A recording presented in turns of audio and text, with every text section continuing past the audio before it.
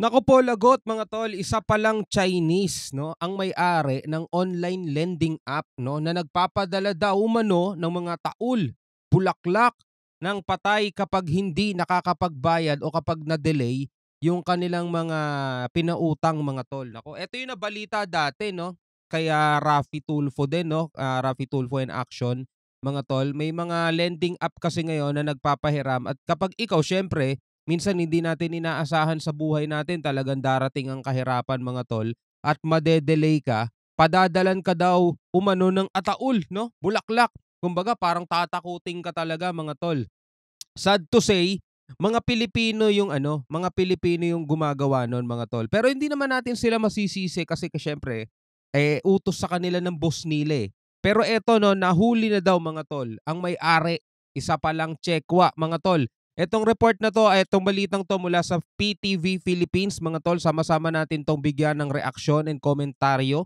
Opinyon na rin siyempre mga tol para tayo ay, maiwas sa mga ganitong malaking problema mga tol 'no. Pag-usapan natin 'to, pero bago natin 'to simulan, wag mong kalimutan mag-subscribe, click mo na rin ang notification bell para ma-notify ka whenever na may mga bago tayong reaction video tulad nito. Alright, so wag na natin patagalin pa, panoorin na natin 'to mga tol. Naaresto na ng National Bureau of Investigation ang may-ari ng isang online lending application na nagpapadala umano ng ataul at bulaklak ng patay kapag na-delay ang pagbabayad. Narito ang ulat. Pinagmumura nila ako. Tapos kung ano po sinabi sa akin. Andyan po yung padadalan daw ako ng kabaong. Pero bayad naman po ako. Walang tigil na pananakot at pagbabanta sa buhay.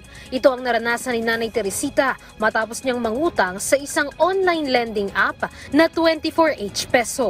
Ang malala pa, sa 3,500 pesos na inutang niya, 1,900 pesos lang ang nakuha niya. Naku, sa 3,000 pesos na inutang niya,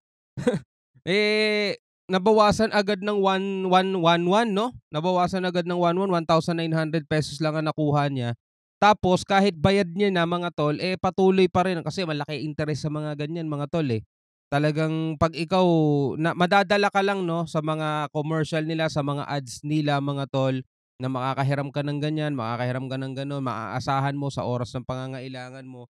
Kaso siyempre mga tol, ikaw dahil nga talagang mahirap na mahirap ang kalagayan ng buhay mo at talagang nangangailangan ka, mapapasubo ka talaga, eh. Tapos eto pala magiging kapalit 'no, hindi ka makakatulog sa gabi. At kahit bayad na, ginugulo pa rin siya. Kaya naman, parang nabunutan siya ng tinik. Ngayong natimbog na ng National Bureau of Investigation ang may-ari mismo ng lending application na isa palang Chinese national at nag-ooperate ito sa Pasay City. Nahuli namin itong si Tapos Chekwa pala yung ano sa'yo 'no, yung nananakot sa'yo 'no? Chinese national at nag-ooperate ito sa Pasay City. nahuli namin itong si Mi Duan. Siya ay Chinese citizen na may-ari nung 24H peso investment 24H peso. loan company. Nagpapautang and then pagka hindi ka nakabayad or kahit nakabayad ka na, maraming pananakot ang gagawin sa iyo. Napag-alaman naman ng NBI na bukod sa 24H peso na loan app, may 5 pang kumpanya ang Chinese national na nagpapautang din. At ang mga empleyadong ginagamit niya sa pananakot Pilipino. ay pawang mga Pilipino. According ho sa kanila, they were being verbally and physically abused kung hindi nila maabot yung kanilang quota. So verbally and physically abused mga tol, kapag hindi nila naaabot ang kota nila. So siguro sabihin na lang natin, labag man sa kanilang kalooban yung ginagawa nila, kapit na lang sa patalim mga tol. 'Di ba alam nilang masakit din mga tol para sa isang taong nangangailangan yung kanilang ginagawa. Wala rin sila magawa kasi sila naman na masasaktan at mapapahamak mga tol. Pero alam niyo hindi naman natin sa pinagtatanggol 'no, etong mga nanghiram at nangutang mga tol. Kasi ako personally, at malamang kayo, meron din kayong experience mga tol sa mga nanghihiram sa inyo. 'Di ba? Merong mga tao diyan lalapit sa atin, mabait, 'di ba? Lahat na lang ng problema nila ikukuwento sa iyo, hehiraman ka, ikaw naman bilang kaibigan at bilang mabait na kaibigan mga tol, pahihiramin mo, 'di ba? After nun mga tol, Doon sa oras at araw na pinagkasunduan nyo, wala, delay. 'Di ba? Sige, pagbigyan pa natin, delay. Sumunod na buwan, wala na naman mga tol, no? Tapos siya pa matapang, 'di ba? May mga ganyan mga tol eh. Yung tipong kaya mo siya pinahiram dahil gusto mo siyang tulungan sa problemang dala-dala niya. 'Di ba? Meron siyang problema, for example, may sakit siya. 'Di ba? Kailangan niya ng pambili ng gamot. So ikaw naman bilang kaibigan mo, tinulungan mo siya. Next month, ang may sakit naman asawa niya, hindi siya makakabayad sa iyo. So pati asawa niya pinoblema mo na mga tol. Next month may sakit yung biyanan niya. Next month may sakit yung anak niya. So lahat na lang nagkasakit mga tol at imbis na isang problema lang naging lahat ng problema niya mga tol pinasalo na rin sa iyo mga tol. Tapos pag naniningil ka, ikaw pa ano? Ikaw pa ang hindi makaunawa, ikaw pa ang walang awa mga tol. Yan ang mahirap din naman kasi, 'di ba? Yan ang talaga mahirap mga tol. Pero syempre, hindi pa rin naman tama, 'di ba? Yung padadalan mo ng ataol, bulaklak, akala mo naman napakalaking pera yung pinahiram mo, 'no? Grabe. Grabe. na dapat singilin for the day. Sa ngayon, iniimbestigahan na ng NBI ang 5 pang lending app at sinisilip din ng NBI ang mga computer ng kumpanya. Dahil may malware din umano ang application na nakakakuha naman ng datos ng mga nag-download nito. Haharap naman sa patong-patong na kaso ang Chinese national sa Pasay City RTC at mananatili muna ito sa kustodiya ng NBI. Samantala, isa naman Alam niyo mga tol, no, pag hindi niyo naman masyadong kailangan, huwag na kayo manghiram. 'Di ba? Saka dapat lagi nating uugaliin mga tol na talagang mag-impok, mag-save. Hindi pwede kasi yung tipong nakahawak ka ng malaking pera, uubusin mo na agad. Kasi mga tol, personally, may mga kakilala ako na ganito. Kala mo kapag kasweldo nila sila na pinakamayaman sa magtotropa eh. Kung makapanlibre, kung makapaglaba. Siyempre, yung mga tropa gustong-gusto naman, libre. Pero alam mo yun, para sa kanya mga tol, nakakalimutan niyang magtabi.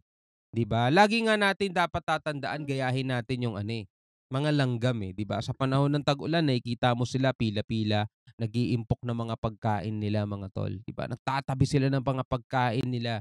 So sa panahon ng bagyo, sa panahon ng tag-ulan, wala silang problema, relax lang. 'Di ba? Relax lang sila sa colony nila kasi meron silang ipon mga tol Dapat ganun din tayo. Hindi naman kailangan malaki, 'di ba?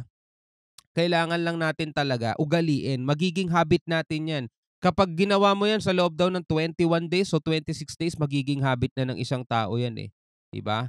Ay araw-araw ka naman kumikita, araw-araw ka naman dumidiskarte, mga tol. Kung ikaw ay swelduhan, ugaliin mo na araw-araw ka maglista, ganyan-ganyan, lista, lista, lista. Pag mga hindi mo kailangan bilhin, wag mong bilhin. Kasi alam mo naman kung magkano dapat ang pera mo At alam mo din dapat kung magkano yung dapat mo lang ibawas sa pera mo.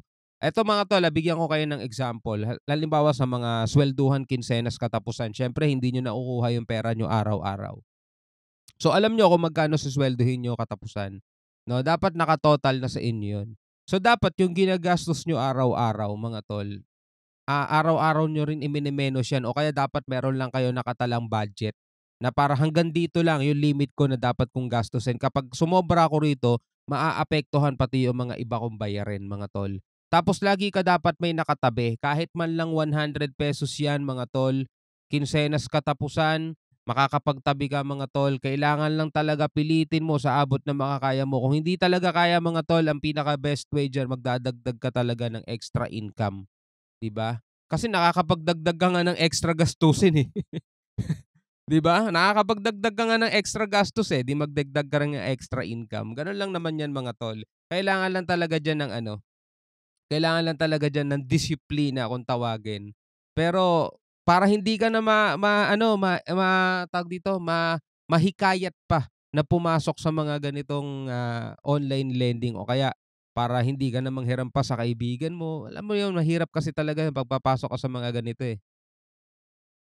Mga Vietnamese ang nabisto rin ng NBI na nagbebenta naman ng illegal na party drugs. Naku, iba-ibang mga Iba-ibang mga foreign national to Nang pasukin ng NBI ang kanyang kondo sa Parañaque City, nadiskubre nila ang mga party drugs na itinatago ng suspect sa mga stuffed toy. Dito niya inilalagay yung kanyang mga amphetamine, yung ecstasy for delivery. Kaya hindi mahalata. Ito, mga ganito rin ito. So, yan ang style niya to deliver these drugs sa kanyang mga clients. Patong-patong na kaso ang isasampa sa Vietnamese. Nakikipag-ugnayan na rin ang NBI sa Bureau of Immigration. Alam niyo ba't malakas ang loob nila magbenta ng mga ganyan dito sa atin? Kasi hindi tayo ganun kahigpit, hindi ganun kabigat yung parusa para sa kanila mga tol. Kasi sa China o sa ibang bansa, kapag nagpasok ka ng kahit ilang gramo man lang ipinagbabawal na bato mga tol, nakanambita yung ano mo, pamparusa mo doon, 'di ba? Mayroon na tayong mga kababayan, mga tol, na dahil sa kaperanggot na pera, pumayag sila, magpapasok sila doon sa bansang 'yon. Nahuli sila o anong nangyari mga tol? O 'di ba kapalit buhay nila, 'di ba? Kaya dito mga tol, kung pupuwede nga lang 'di ba, bigyan na talaga nila ng daan yung penalty na 'yon para lang sa mga ganitong kalalang kaso na 'di ba? Kasi ang daming buhay ang maaapektuhan, eh. Dahil may hawak umanong 9G visa o working visa ang suspect. Nahuli rin naman ng NBI ang dalawang suspect sa pagpatay naman ng mag-ina sa Quezon City Grabe. noong June 2024. Isa sa suspect ay jail officer pa sa Bureau of Corrections.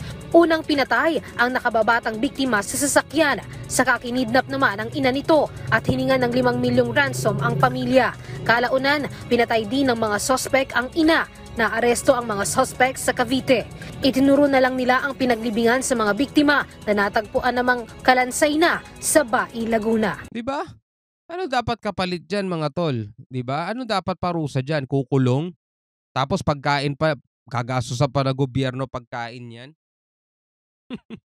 Ay naku po. Luisa Anyway, bilang isang Pilipino, ano masasabi nyo sa mga balitang to na pinanood natin? Pwede kang magbigay ng opinion at ng iyong reaksyon mga tol. Hanggang sa muli, ako nga pala si Shobal D. Peace out.